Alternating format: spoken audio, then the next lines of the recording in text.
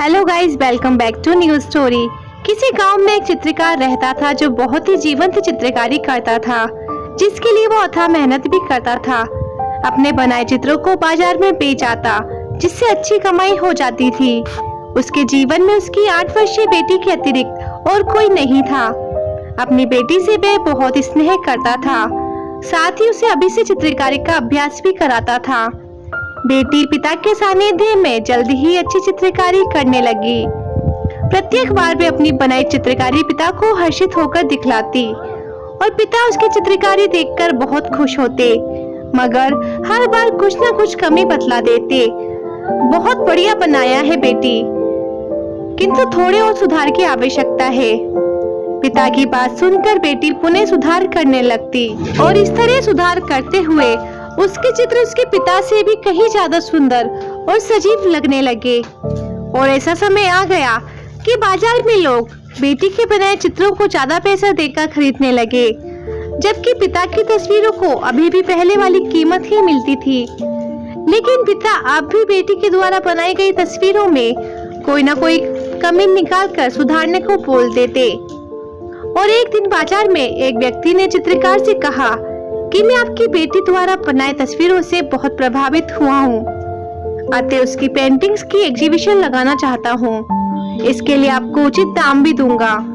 ये बात सुनकर पिता और बेटी बहुत हर्षित हुए। अब बेटी और भी ज्यादा समय चित्रकारी करने में लगाने लगी, लेकिन उसके पिता अब भी उसकी चित्रकारी में कोई न कोई कमी बताकर सुधार करने के लिए बोल देते थे। लेकिन अब बेटी के सब्र का बांध टूट चुका था। वो अपने पिता से बोली, पिताजी, चाहे मैं कुछ भी बना दूं, लेकिन आपको सदा ही उसमें कोई ना कोई कमी दिख ही जाती है। अगर आपको चित्रकारी की इतनी अच्छी से समझ है, तो स्वयं की चित्रकारी को क्यों नहीं बेहतर कर लेते हैं। आपको ज्यादा आवश्यकता है सुधार की, क्योंकि आपकी बनाई तस्वीर आज भी उसी पुराने दामों पर बिकती है, जबकि मेरी बनाई तस्वीर हर बार ऊंचे दाम पर बिकते हैं।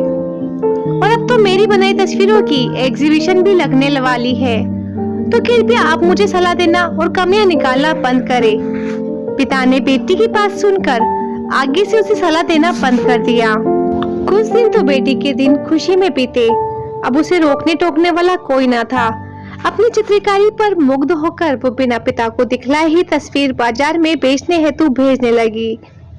फिर धीरे धीरे उसे ये एहसास होने लगा कि अब उसकी तस्वीरों की प्रशंसा कम होने लगी है, साथ ही उनकी कीमत में भी कमी आ रही है। इस चिंता में उसकी चित्रकारी भी प्रभावित होने लगी। परिणाम स्वरूप अब उसके बनाए चित्रों में जीवंतता नहीं दिखती थी। उसे कुछ समझ नहीं आ रहा था कि ऐसा क्यों हो रहा है। आखिर में एक दिन उसने अपने पिता को समस्या बताई। पिताजी, मैं कुछ दिनों से बहुत परेशान हूँ। मेरी कोई भी तस्वीर पहले जितने उच्च मूल्य पर नहीं बिक रही, तथा इसकी लोकप्रियता भी कम हो रही है। एक कलाकार के लिए ये बहुत तनावपूर्ण बात है कि लोग उसकी कला की प्रशंसा ना करें। मैंने तो अपनी चित्रकारी में कोई कमी नहीं की, हमेशा अथक प्रयास करने की ही कोशिश की है। जब मैं संतुष्ट होती हूँ तभी उसे बाजार में बेचने हेतु भेजती हूँ। पिता ने बेटी की बातों को बड़ी ही धैर्यता पूर्वक सुना और फिर उसे समझाया, मैं जानता हूँ कि तुम बहुत मेहनत और एकाग्रता से चित्रकारी करती हो, और सच तो ये है कि तुम मुझसे भी अच्छी चित्रकार हो। मैं अक्सर तुम्हें सलाह देता था और बेहतर करने की। ऐसा नहीं है कि मेरी सलाह के कारण तुम्हारे चित्र बेहतर बनते थे, लेकिन जब तुम्हारी चित्रकारियों में कमियां देख तुम्हें सही करने को कहता था, तब तुम बनाई तस्वीर से संतुष्ट नहीं होती थी और तुम खुद को बेहतर करने की और अधिक कोशिश करती थी, और वही बेहतर बनाने की कोशिश तुम्हारी सफलता का कारण था। लेकिन जब से तुम अपने काम से संतुष्ट होने लगी, तुमने और बेहतर करने का प्रयास भी बंद कर दिया। लेकिन लोग हमेशा तुमसे सबसे बेहतर तस्वीर की उम्मीद करते हैं, और यही कारण है कि अब तुम्हारी चित्रों की तारीफ नहीं होती और ना ही उनके ज्यादा दाम मिलते हैं। बेटी को बात समझ आई और उसने अपने पिता से पूछा, आप ही बताइए कि अब मुझे क्या करना चाहिए। पिता ने कहा, बहुत सरल है बेटी, कभी भी संतुष्ट मत हो। इससे और बेहतर करने की प्रेरणा मिलेगी, और ज्यादा बेहतर करने के प्रयास में तुम अपने चित्रों को सबसे सुंदर, खास और सजीव सा बना पाओगे। दोस्तों, ये कहानी सिर्फ चित्रकार के जीवन पर ही नहीं बल्कि हमारे जीवन पर भी प्रकाश डालती है। इस कहानी के माध्यम से हम ये बात समझ सकते हैं कि हमें भी अपने कार्यों में संतुष्टि नहीं लेनी चाहिए, बल्कि हमें उन्हें और बेहतर बनाने का प्रयास करना चाहिए। तो दोस्तों, ये थी हमारी आज की कहानी।